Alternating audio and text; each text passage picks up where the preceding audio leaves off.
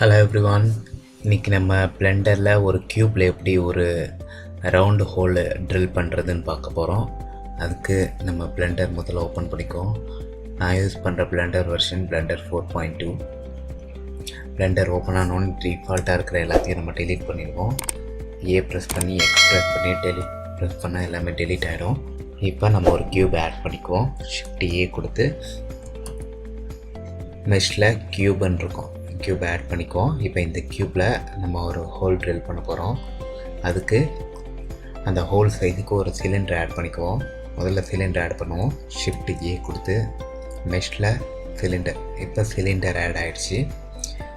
இப்போ அந்த சிலிண்டரை மட்டும் செலக்ட் பண்ணிவிட்டு அதோட சைஸை நம்ம டிக்ரீஸ் பண்ணி அந்த ஹோல் என்ன சைஸில் வரணுமோ அந்த சைஸுக்கு நம்ம அதை மாற்றுவோம். ப்ரெஸ் பண்ணி ப்ரெஸ் பண்ணால் அதோட ஹைட்டை இன்க்ரீஸ் பண்ணலாம்.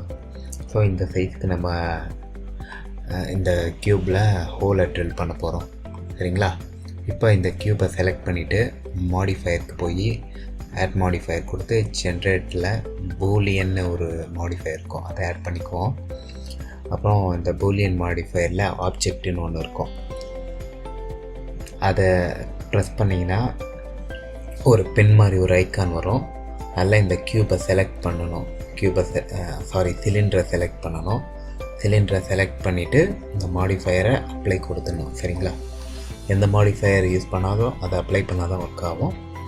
அப்புறம் இந்த சிலிண்டரை மட்டும் கொடுத்து டெலீட் கொடுத்துட்டோம்னா நம்மளுக்கு அந்த க்யூப்பில் ஹோல் கிடச்சிரும். ஓகேங்களா?